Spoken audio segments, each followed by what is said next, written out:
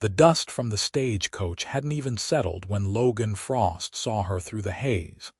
A young woman in a faded calico dress moving from person to person with desperate hands extended, and tears streaming down her sunburned cheeks. Marfa, Texas had seen its share of beggars since the railroad pushed through in 1881, but something about the way this woman carried herself told Logan she wasn't asking for herself. He dismounted from his buckskin gelding and watched as she approached the pharmacist's son outside the general store, her voice cracking with exhaustion. "Please, I need medicine for my sister. She has the fever, and I do not have enough money. She is burning up, and I am afraid she will not last another night without help." The woman's accent carried the soft lilt of someone who had learned English as a second language, probably Spanish based on the way her vowels rounded. Her dark hair hung in a braid down her back, and her brown eyes held a wildness born of fear rather than madness. The pharmacist's son shook his head and turned away, muttering something about charity cases. Logan felt his jaw tighten as he watched the woman's shoulders slump forward. She pressed her hand against the wooden post holding up the store's awning and took several deep breaths before moving to the next person, a woman in a fine dress who pulled her skirts away as if poverty might be contagious. Logan had come into Marfa to sell 3 horses he had broken over the past month, and his pockets carried more money than they usually did. At 26, he had been working ranches and breaking horses since he was 14, saving every dollar he could with the vague dream of buying his own land someday. He knew the value of each coin, knew how many hours of backbreaking work each one represented. But he also knew what it meant to watch someone you loved suffer. He approached the woman as she stood at the edge of the wooden sidewalk, staring at the pharmacist's window with such longing that it made his chest ache. Up close, he could see she was younger than he had first thought, probably around 22 or 23, and exhaustion had carved shadows beneath her eyes. Her dress, though clean, had been mended in several places, and her boots were worn thin at the soles. "Miss," he said, keeping his voice gentle, "I could not help but overhear. What medicine does your sister need?" She turned to him with wide eyes, clearly surprised that anyone had bothered to speak to her directly. "The pharmacist said she needs quinine for the fever, and laudanum for the pain, and carbolic acid to clean her wounds. She was hurt in a fall 3 days ago, and now the infection has spread, and the fever came yesterday. I have been trying to get the medicine since this morning, but I only have $2, and he wants 12. Logan nodded slowly, calculating. $12 was a significant sum, enough to feed a family for a month if they were careful. But it was also exactly the amount he had just been paid for the smallest of the 3 horses he had sold. He looked at the woman's face, at the desperation there, and made his decision in the span of a heartbeat. "Come with me," he said, gesturing toward the pharmacy. "Let us get everything your sister needs." The woman's eyes filled with fresh tears, but these looked different from the ones she had been shedding before. "I cannot accept charity. I will pay you back, I swear it. Every penny." "We can talk about that later," Logan said. "Right now, your sister needs medicine and the sun is already past its peak. How far do you have to travel to get home?" 5 miles west, she whispered. "We have a small cabin near the creek." Logan ushered her into the pharmacy, where the pharmacist looked up from his counter with raised eyebrows. The man had probably seen the woman begging outside his establishment all morning and had hardened his heart against her pleas. Logan understood it, in a way. Business was business, and a pharmacist who gave away his supplies would soon find himself unable to help anyone at all. But understanding did not mean Logan had to like it. "The lady needs quinine, laudanum, and carbolic acid," Logan said, placing coins on the counter. Also, do you have any clean bandages and witch hazel? And some willow bark tea if you have it." The pharmacist's demeanor changed immediately when he saw the money. He began pulling bottles from the shelves behind him, wrapping them carefully in brown paper. The woman stood beside Logan, her hands clasped together so tightly that her knuckles had gone white. He could see her struggling with pride and necessity, and he respected that struggle. It was one he knew well from his own lean years. "What is your name?" he asked as the pharmacist measured out the laudanum into a small blue bottle. "Hazel Winters," she said quietly. "And my sister is Margaret. We came here from San Antonio 6 months ago after our parents died. Margaret wanted to start fresh somewhere smaller, somewhere we could afford. She has been working as a seamstress, and I have been taking in washing. We were doing well enough until she fell from the ladder while fixing the roof." Logan introduced himself and watched as the pharmacist added up the total, $14 with the extra supplies. Logan counted out the coins without hesitation, adding an extra $1. "Do you have food at home? And water?" Hazel nodded. "We have beans and cornmeal, and the creek water is clean if you boil it." "That is good," Logan said. He accepted the wrapped package from the pharmacist and handed it to Hazel. She clutched it against her chest as if it were more precious than gold, which in that moment it was. "Now, 5 miles is a long walk, especially carrying supplies and worrying about your sister. My horse can carry 3 people if we are careful about it. I will ride you both home and make sure your sister gets the medicine she needs." "I cannot ask you to do that," Hazel protested, but her voice lacked conviction. She was clearly exhausted, probably had not slept the night before while caring for her sick sister, and the thought of walking 5 miles in the afternoon heat was likely overwhelming. "You did not ask," Logan pointed out. "I offered.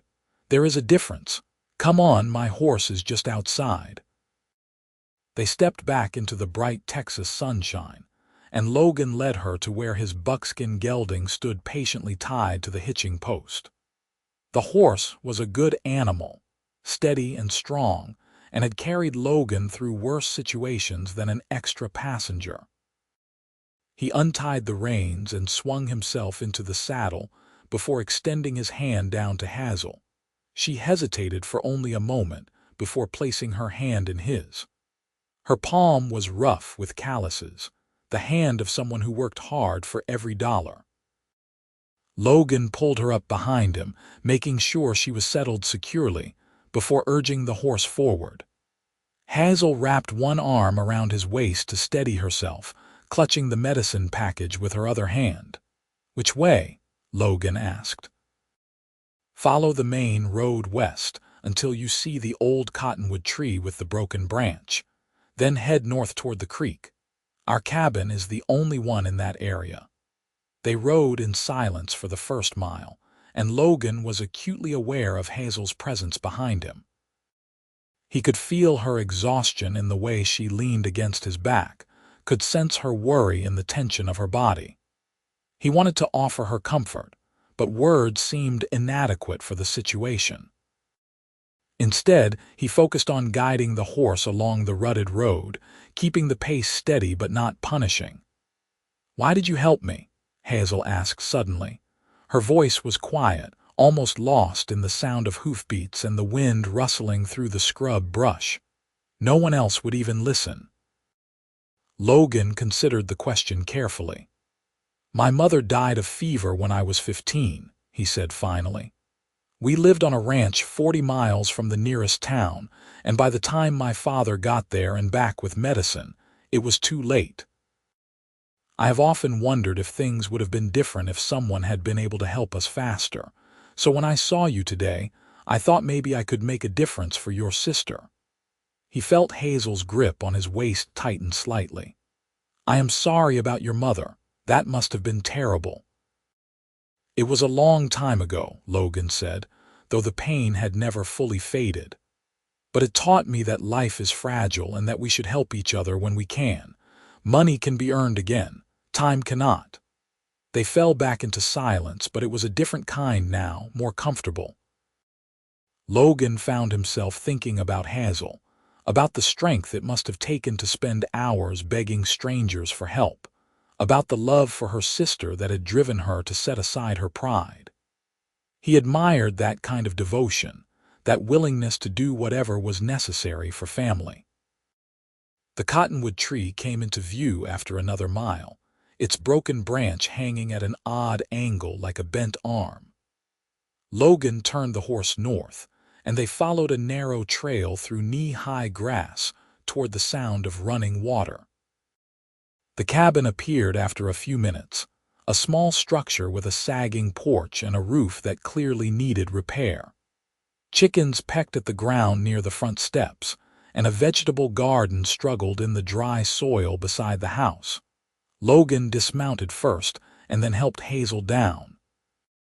She immediately rushed toward the cabin door, calling out to her sister. Logan tied his horse to a post and followed more slowly, giving Hazel time to check on Margaret before he intruded. Inside, the cabin was dim and stuffy. A single room served as both living space and bedroom, with a curtain dividing the sleeping area from the rest. Hazel disappeared behind the curtain, and Logan heard her speaking in soft, urgent tones. He waited near the door, feeling awkward about being in their home uninvited, but also unwilling to leave until he knew the situation was handled. "Sir, would you mind bringing in some water from the bucket outside?" Hazel called. "I need to give her the medicine and she needs to drink." Logan found the bucket on the porch, filled with water that was probably from the morning. He carried it inside and set it on the rough wooden table. Hazel emerged from behind the curtain, her face even more worried than before. "She is burning up, and she does not make much sense when she talks." "I am afraid the infection is very bad." "Did you clean the wounds today?" Logan asked. Hazel shook her head. "I ran out of the carbolic acid yesterday and I was afraid to use just water. I thought it might make things worse." Logan nodded. He had tended enough injuries on ranches to know the basics of wound care. "We should clean the wounds first, then apply the medicine. Do you have clean cloths?" "Yes, I washed some yesterday." Hazel retrieved a stack of clean rags from a shelf and handed them to Logan. "I do not know how to thank you for this. You have already done so much. Let us focus on helping your sister first," Logan said. "Show me the wounds and we will work together." They moved behind the curtain where Margaret lay on a narrow bed, her face flushed with fever. She was younger than Hazel, probably around 19 or 20, with the same dark hair and delicate features. The resemblance between them was strong. Margaret's eyes were closed, and her breathing came in shallow gasps. A bandage around her left leg showed dark stains of blood and other fluids. Logan had Hazel heat water over the small stove while he carefully removed the old bandage. The wounds underneath made him wince. Margaret had clearly fallen hard, scraping her leg badly on something rough. The cuts were deep in places. An infection had indeed set in, leaving the surrounding skin red and swollen. No wonder the fever had come so quickly. Working with calm efficiency, Logan cleaned the wounds with the carbolic acid diluted in hot water, as gently as he could manage. Margaret cried out a few times, thrashing weakly, but Hazel held her hand and spoke to her in Spanish, soothing words that seemed to calm her sister, even in her fevered state. Logan applied more carbolic acid directly to the worst areas, then wrapped everything in clean bandages. "Now the quinine," he said, and Hazel measured out the dose according to the pharmacist's instructions written on the bottle. They managed to get Margaret to swallow it along with some water, though most of the water dribbled down her chin. The laudanum came last, to help with the pain and let her rest. By the time they finished, shadows were lengthening outside. and Logan realized he had been at the cabin for over an hour. His horse needed water and rest, and he should probably head back to town before full dark. But the thought of leaving Hazel alone with her sick sister troubled him.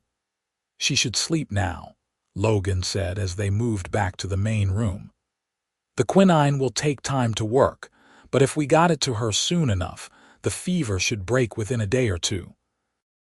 Keep the wounds clean and change the bandages twice a day, and make sure she drinks as much water as you can get into her." Hazel sank into one of the two chairs by the table, suddenly looking as if all the strength had drained from her body. "I cannot tell you what this means to me, to us. If you had not helped, I do not know what I would have done.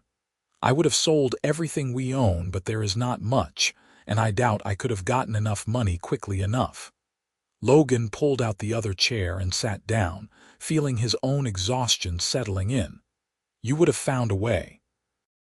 People do when they have to." "Maybe," Hazel said, but she did not sound convinced. She looked at him with those deep brown eyes, and Logan felt something shift in his chest. "You asked what I could not ask. You saw me when everyone else looked away. Why? What kind of man does that for strangers?" Logan found himself uncomfortable with the praise. He had simply done what seemed right, what his conscience demanded. "The kind of man I hope I am," he said simply. "The kind my mother raised me to be before she died." Hazel reached across the table and placed her hand over his. The gesture was brief, just a moment of contact, but Logan felt it like a brand. "Your mother would be proud of you." They sat together in the gathering twilight, neither speaking, while in the other room Margaret's breathing slowly evened out as the laudanum took effect. Logan knew he should leave, should ride back to Marfa and find a place to sleep for the night. But something kept him in that chair, kept him looking at Hazel's exhausted face and thinking about how much she had been carrying alone. "When did you last eat?" he asked. Hazel blinked as if the question had come from nowhere. "This morning, I had some cornmeal." "That was hours ago. You need to keep your strength up if you are going to care for your sister." Logan stood and looked around the small cabin. "Do you mind if I cook something? I am a fair hand at making a simple meal, and I would feel better knowing you ate before I leave." Hazel looked as if she might protest, but her stomach betrayed her with a loud growl that made her flush with embarrassment. "I suppose I am hungry. The beans are in the jar by the stove, and there is some salt pork in the cold box out back." Logan set about making a basic meal, something he had done countless times over campfires and in ranch bunkhouses. He fried the salt pork until it was crispy, then used the fat to cook the beans with some onion he found in a basket. The smell filled the cabin, homey and comforting. Hazel set the table with 2 plates and some cornbread that was a day old but still good. They ate together as full darkness fell outside, and Logan found himself telling her about his work breaking horses, about the ranches he had worked and the places he had seen. Hazel listened with genuine interest, asking questions that showed she was paying attention. In turn, she told him about her life in San Antonio, about losing both parents to cholera within a week of each other, about the decision to come to Marfa in search of a new start. "Margaret has always been the brave one," Hazel said, pushing beans around her plate. "When I was afraid to leave San Antonio, afraid to start over in a strange place, she convinced me that we could build a better life here. She found this cabin for rent, found work sewing for the ladies in town. And now look at her, brought down by something as simple as a broken ladder rung." "She will recover," Logan said with more confidence than he felt. "The medicine will work. You got it to her in time." "Because of you," Hazel said firmly. "Do not downplay what you did today, Logan Frost. You saved my sister's life. That is not nothing." Logan met her eyes across the table, and something passed between them, something unspoken but powerful. He realized that he did not want to leave, did not want to ride away and never see Hazel Winters again. The feeling was strange and unsettling, but also right in a way he could not explain. "I should check on her before I go," he said, standing and carrying his plate to the wash basin. Hazel followed, and they moved together behind the curtain. Margaret was sleeping peacefully now, her face still flushed but her breathing steady. Logan touched her forehead gently and was relieved to find it no hotter than before. The fever had not worsened, which was a good sign. "I will come back tomorrow," Logan heard himself say, "to check on her and make sure the wounds are healing properly, if that is all right with you." Hazel's face lit up with relief and something else, something that made Logan's heart beat faster. "I would be grateful. I would be so grateful. I do not know much about caring for injuries like this, and I am afraid of doing something wrong." "You are doing fine," Logan assured her. "But another pair of hands will not hurt, and I would feel better knowing how she is doing." They walked together to the front porch, where Logan's horse waited patiently. The night air was cool after the heat of the day, and stars were beginning to appear in the darkening sky. Logan untied the reins and swung into the saddle, looking down at Hazel standing on the porch steps. "Get some rest," he told her. "You cannot help your sister if you collapse from exhaustion." "I will try," Hazel promised. "Thank you again. For everything, I will find a way to repay you." Logan shook his head. "Just take care of your sister. That is payment enough." He rode away into the night, following the trail back toward town, but his mind stayed at the cabin with the two sisters. He thought about Hazel's determination, her fierce love for Margaret, the way she had swallowed her pride to beg for help. He thought about the feel of her hand on his, the gratitude in her eyes, the connection that had formed between them over the course of a few hours. In Marfa, Logan found a room at the boarding house and lay awake for a long time, staring at the ceiling and thinking about the next day. He had sold all 3 horses and had no pressing business in town, no reason to stay except the promise he had made to return to the cabin. But that promise felt like the most important thing in the world right now. When morning came, Logan bought supplies at the general store: fresh bread, butter, coffee, eggs, and some apples that had just come in on the train. He added a jar of honey and some tea, telling himself that these were things the sisters needed, practical items that would help them through Margaret's recovery. He did not examine too closely the eagerness he felt to see Hazel again, the way his pulse quickened as he loaded the supplies into his saddlebags. The ride to the cabin felt shorter in daylight, and Logan found himself noticing details he had missed the evening before. The land here was dry but not barren, with hardy plants clinging to life and birds wheeling overhead. It was good country for someone willing to work hard, though the isolation would wear on most people. He wondered how Hazel and Margaret managed out here alone, 2 young women without family or close neighbors.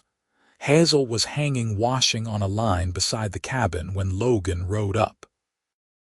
She turned at the sound of hoofbeats, shading her eyes against the morning sun, and a smile broke across her face when she recognized him. That smile did something to Logan's insides, made him feel simultaneously nervous and elated. "You came," she said, wiping her hands on her apron as he dismounted. "I was not sure if you really would." "I said I would," Logan replied, pulling down his saddlebags. "I brought some things. I hope you do not mind." Hazel looked into the bags and her eyes widened. "This is too much." "I cannot accept all this." "Consider it payment for your hospitality last night," Logan said. "You fed me dinner, so now I am contributing to the larder. Fair trade." Hazel laughed, a sound that made Logan want to hear it again and again. "That is twisted logic, but I will not argue. Come inside." Margaret woke up this morning and asked for water. "Her fever seems lower." Inside the cabin, they found Margaret awake and lucid, though still clearly weak. Her eyes focused on Logan with confusion, and Hazel quickly explained who he was and what he had done. Margaret began to cry, tears of gratitude and relief streaming down her face. "Thank you," she whispered. "My sister told me you saved my life. I do not know how to repay such kindness." "You can repay me by getting well," Logan said gently. "Let me check your leg and change the bandages." Over the next hour, Logan tended to Margaret's wounds while Hazel made breakfast with the supplies he had brought. The infection looked better already, the angry redness receding slightly, though it was still serious. Logan cleaned everything carefully and applied fresh medicine before rewrapping the leg. Margaret bore the pain with impressive stoicism, biting her lip but not crying out. "You are going to be fine," Logan told her. "The medicine is working. Another few days and you will be back on your feet, though you should take it easy for a while after that." They ate breakfast together, all three of them, and Logan found himself enjoying the simple domesticity of it. Margaret asked him questions about his work, and he told her stories about horses he had broken, about the ranches where he had worked. The sisters laughed at his descriptions of stubborn animals and demanding bosses, and Logan discovered that he loved making them laugh, loved seeing the worry lift from Hazel's face, even temporarily. After breakfast, Logan noticed several things around the cabin that needed attention. The ladder that had broken under Margaret still leaned against the side of the house, and the roof repair remained unfinished. Logan asked Hazel's permission and spent the rest of the morning fixing the ladder and patching the roof properly. It felt good to work with his hands, to do something useful, and he was aware of Hazel watching him from the garden where she was weeding. When he climbed down from the roof, Hazel was waiting with a cup of water. "You did not have to do that," she said. "I know," Logan replied, accepting the water gratefully. "But it needed doing and I was here. Besides, I do not like the thought of you climbing up there on a questionable ladder." Something in the way he said it made Hazel blush and look away. "You barely know us." "I am getting to know you," Logan said quietly. "And what I am learning I like." Hazel met his eyes, and Logan saw his own feelings reflected there. This was happening fast, faster than anything he had experienced before. But it also felt inevitable, as if everything in his life had been leading to the moment. He saw her begging on that dusty street in Marfa. Logan returned every day that week, riding out from town each morning and staying until evening. He told himself he was checking on Margaret's recovery, making sure the infection cleared properly, but he knew that was only part of the truth. He was drawn to Hazel, to her strength and kindness, to the way she managed to find joy even in difficult circumstances. They talked for hours while Margaret slept, sharing stories about their lives, their dreams, their fears. By the end of the week, Margaret's fever had broken completely, and the wounds on her leg were healing cleanly. She was able to sit up and eat solid food, and color was returning to her face. Logan knew that his medical services were no longer needed, that he had fulfilled his obligation. But he kept coming back. On the 8th day, he arrived to find Hazel sitting on the porch steps, looking out toward the creek with a pensive expression. She smiled when she saw him, but it was a sad smile that made his chest tighten with concern. "What is wrong?" he asked, tying his horse and sitting beside her on the steps. "Nothing is wrong," Hazel said. "Margaret is so much better. She walked across the room today without help. Everything is good." "But," Logan prompted, Hazel sighed, "but I have been thinking about what happens next. You have been coming here every day, and you have done so much for us. But you have your own life, your own work. You cannot keep riding out here forever.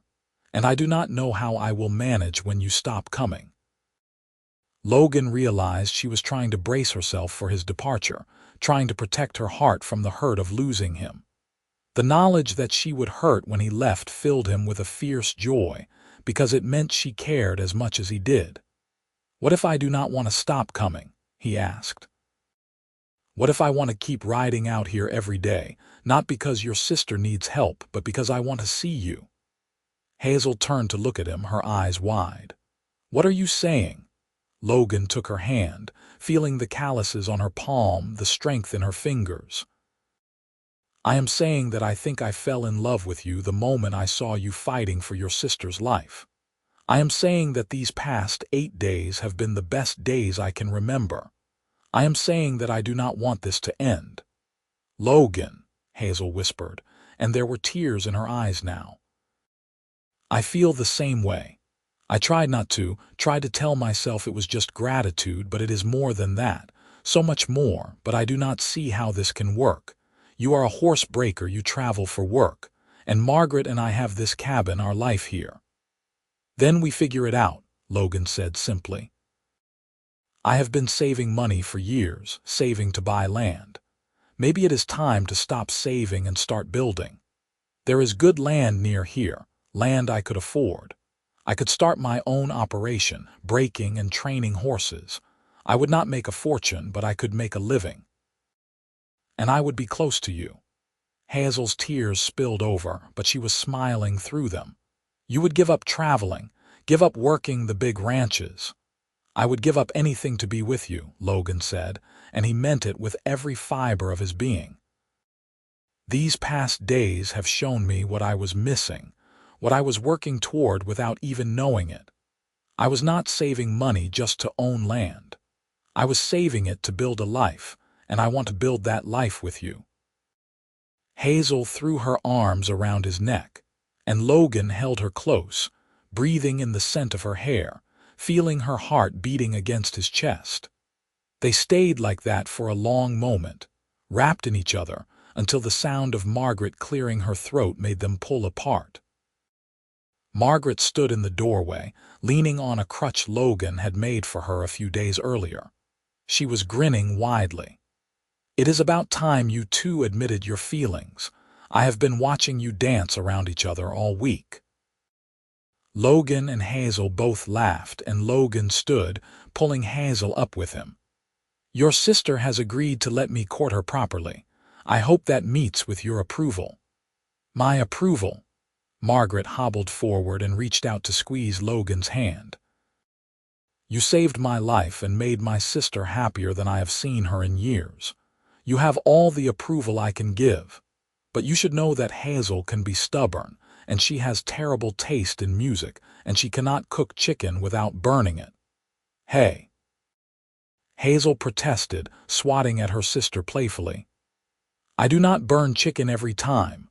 Just most times," Margaret teased, and they all laughed together. That evening, Logan stayed for dinner and told the sisters about his plans.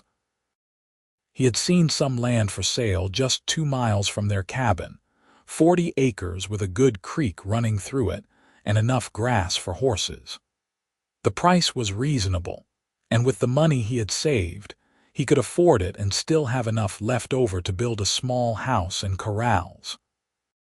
It would be hard work, building from nothing, but Logan had never been afraid of hard work. "I will need to go back to my last employer and collect my things," he said, "and give proper notice that I will not be returning. That will take about a week. But then I will be back, and I will start building our future." Our future. The words hung in the air, full of promise. Logan left the next morning before dawn, riding hard to reach the ranch where he had last worked.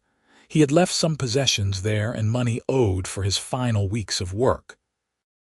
The journey took 3 days, and every mile felt like torture, pulling him away from Hazel. But he pushed through, handling his business efficiently and collecting everything he owned. The ranch foreman was sorry to see him go. "You are one of the best horse breakers I have ever worked with." "Are you sure about this?" "I am sure," Logan said. "I found something more important than work." The foreman grinned. "A woman." The woman, Logan corrected. He made the return journey in 2.5 days, pushing hard because he could not stand to be away any longer. When he rode into Marfa, he went straight to the land office and put down money to hold the 40 acres he had scouted. The agent said the paperwork would take a few days to process, but the land was his. From there, Logan rode to the cabin, arriving just as the sun was setting.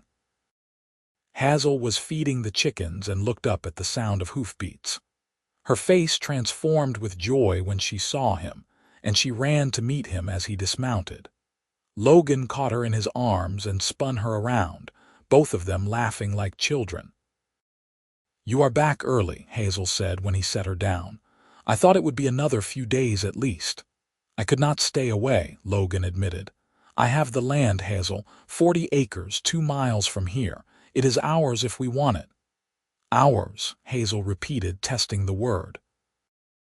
"I like the sound of that."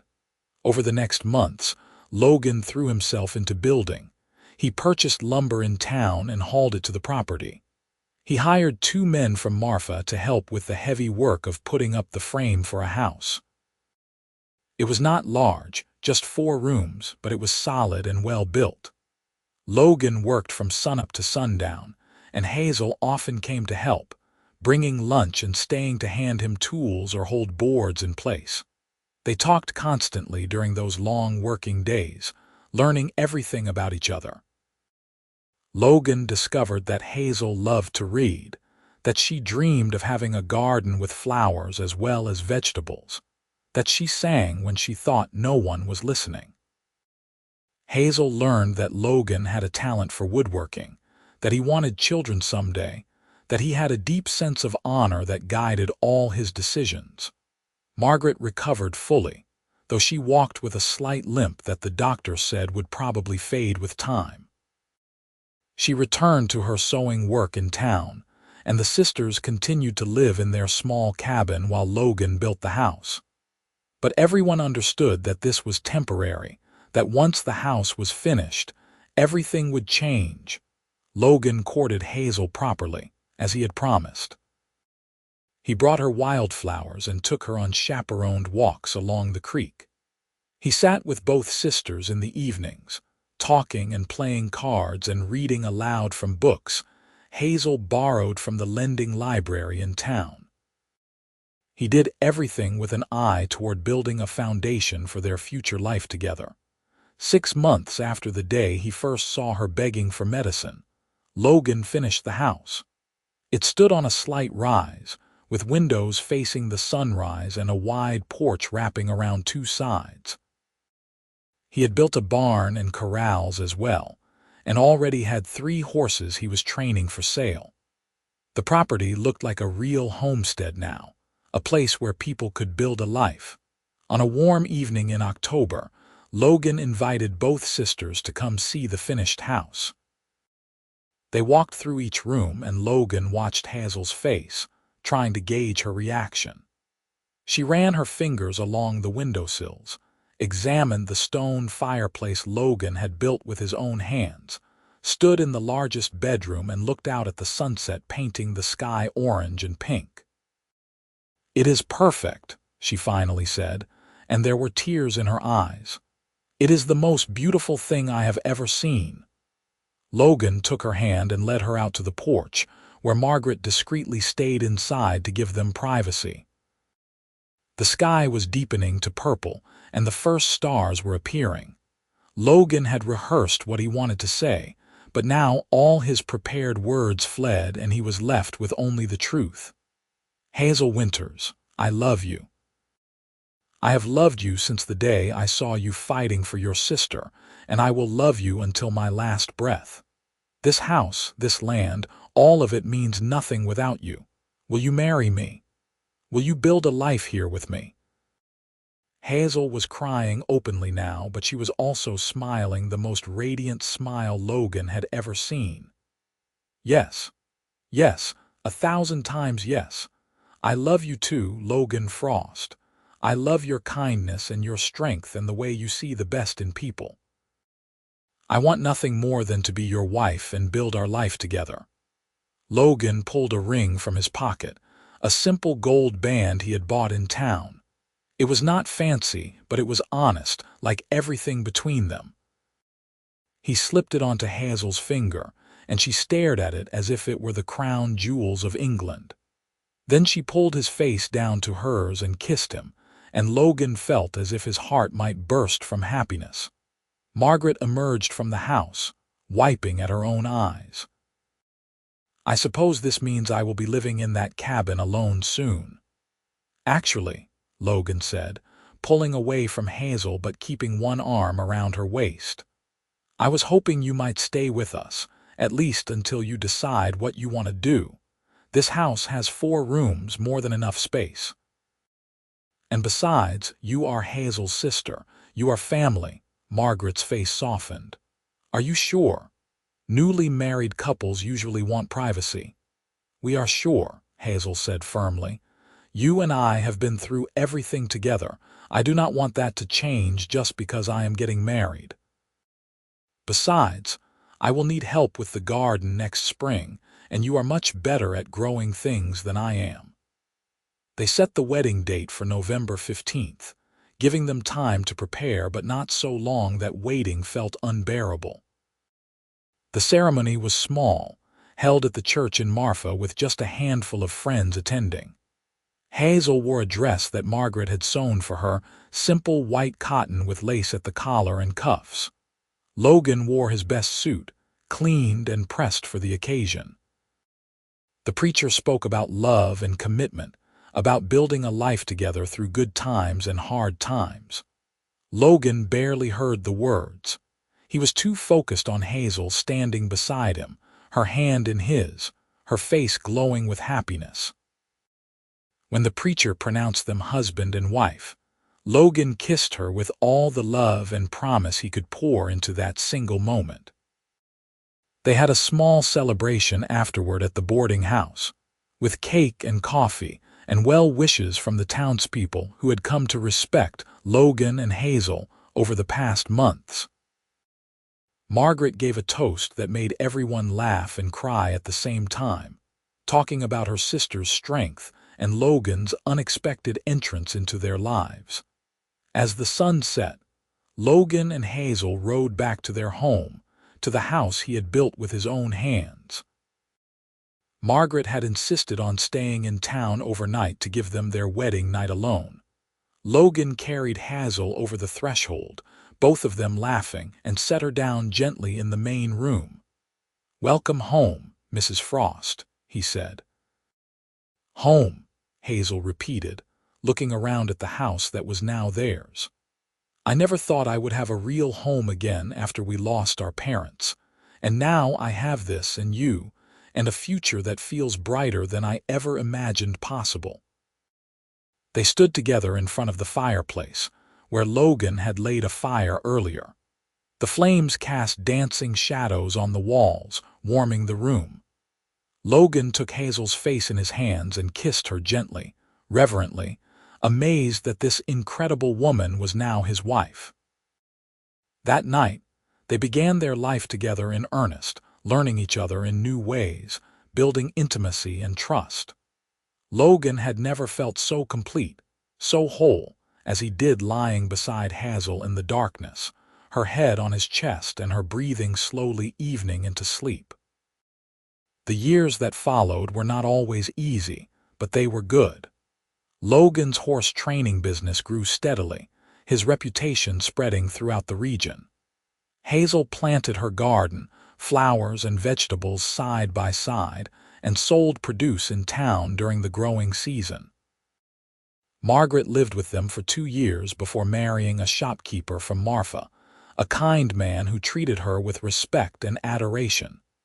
She moved into town but remained close with her sister, visiting often. In the spring of 1884, Hazel gave birth to their first child, a boy they named James after Logan's father. Logan held his son for the first time and felt overwhelmed by the weight of responsibility and love. He promised that tiny infant that he would be the kind of father his own father had been, steady and loving and present. A second son, Henry, followed 2 years later, and then a daughter, Rose, 2 years after that. The house rang with the sounds of children laughing and crying and playing. Logan added onto the structure twice, creating more bedrooms and a larger kitchen. The property became a real ranch, with 24 horses in various stages of training and a small herd of cattle.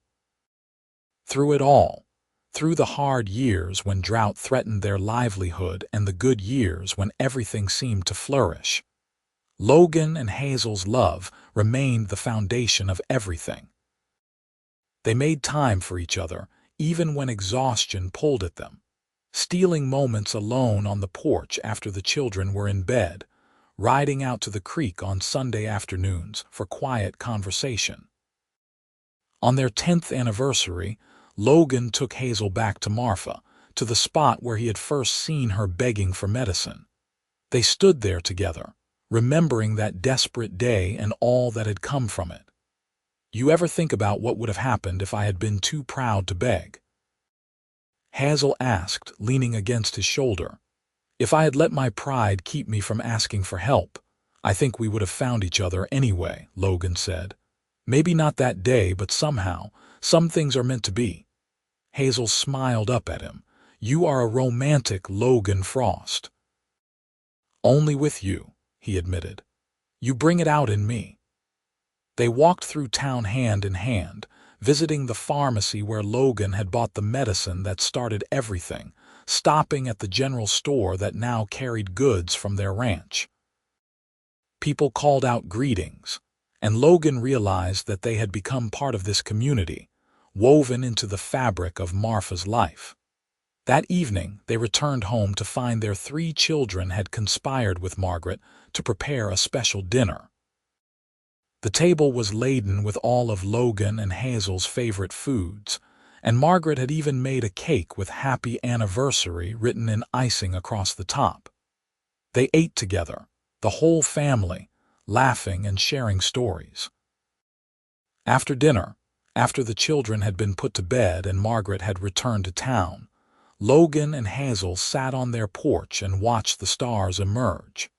It was the same view they had shared the night Logan proposed, and yet everything had changed. They had built a life, raised children, weathered storms both literal and metaphorical. "I would do it all again," Hazel said quietly. "Every struggle, every hard moment, I would do it all again to end up right here with you." Logan pulled her close and kissed the top of her head. "So would I." "You are still the bravest person I know, Hazel. You were willing to set aside your pride to save your sister, willing to accept help from a stranger, willing to build a life with me even when the future was uncertain. That takes more courage than most people ever show." "We did it together," Hazel reminded him. "You saw me when I needed to be seen. You helped when you did not have to. You chose love over convenience, over the easier path. That is courage too." They sat in comfortable silence, holding each other and listening to the night sounds of their ranch. Inside the house, their children slept safely in beds Logan had built with his own hands. On the property around them, horses they had trained together grazed peacefully. In the garden, Hazel's flowers waited for tomorrow's sun. As the years continued to pass, Logan and Hazel grew older together, their hair turning gray and their faces mapping out the story of their shared life. Their children grew up strong and kind, carrying forward the values their parents had modeled. James became a veterinarian, returning to Marfa to set up practice and continuing his father's work with horses in a different way. Henry took over the ranch when Logan's back began troubling him, running it with the same dedication Logan had shown. Rose became a teacher, educating the children of Marfa and the surrounding ranches. Margaret and her husband had 4 children of their own, and the 2 families gathered often for Sunday dinners and holidays. The bond between the sisters remained strong throughout their lives, a testament to the love that had driven Hazel to beg on a dusty street so many years ago. On their 25th anniversary, Logan and Hazel renewed their vows in the same church where they had married. Their children and grandchildren filled the pews, and Margaret stood beside her sister as she had at the first wedding. The preacher who had married them was long since retired, replaced by a younger man, but the words were the same: love, commitment, partnership through all of life's seasons. Logan looked at Hazel as she repeated her vows, and he still saw the desperate young woman who had been willing to do anything to save her sister. But he also saw the strong wife who had stood beside him through 2 decades of building a life together. The loving mother who had raised 3 incredible children. The wise woman who had taught him that love was not a single moment, but a choice made again and again every day. When they kissed to seal their renewed vows, their children cheered and their grandchildren clapped. Logan held Hazel close and whispered in her ear, "Thank you for saying yes all those years ago. Thank you for choosing me." "Always," Hazel whispered back. "Always and forever." They lived to see their grandchildren grow, and some of them marry, adding new branches to the family tree that had started with a chance encounter in Marfa. Logan passed away peacefully in his sleep at the age of 72, with Hazel beside him holding his hand. His last words were, "I love you," and Hazel carried those words with her through the 3 years she lived after his death. When Hazel died at 75, surrounded by her children and grandchildren, she was buried beside Logan in the cemetery on the hill outside Marfa. Their graves stood side by side, just as they had lived their lives, and the headstones bore matching inscriptions that their children had chosen. Together through all seasons, eternal in love. The ranch passed to Henry and then to his children, remaining in the family for generations. The house Logan built with his own hands stood strong, expanded and modified over the years, but still recognizable as the home where a love story had unfolded. People in Marfa told the story of Logan and Hazel to their children, speaking of the cowboy who had stopped to help a desperate woman and found his destiny in that simple act of kindness.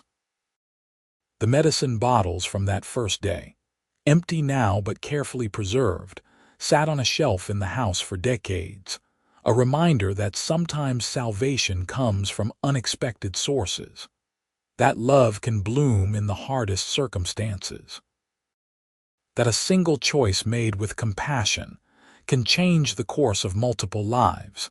In the end, Logan and Hazel's story was not about grand gestures or dramatic rescues, though it had started with both.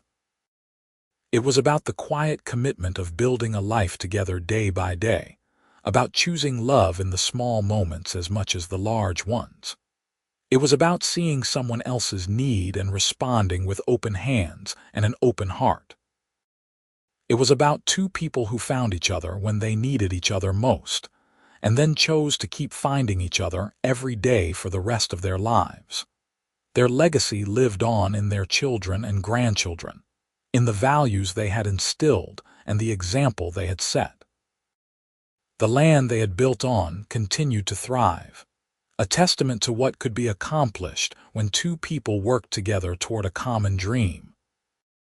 And somewhere in the collective memory of Marfa, Texas, the image remained of a cowboy seeing a desperate woman begging for medicine and making the choice that would define both their lives: to help, to care, to love.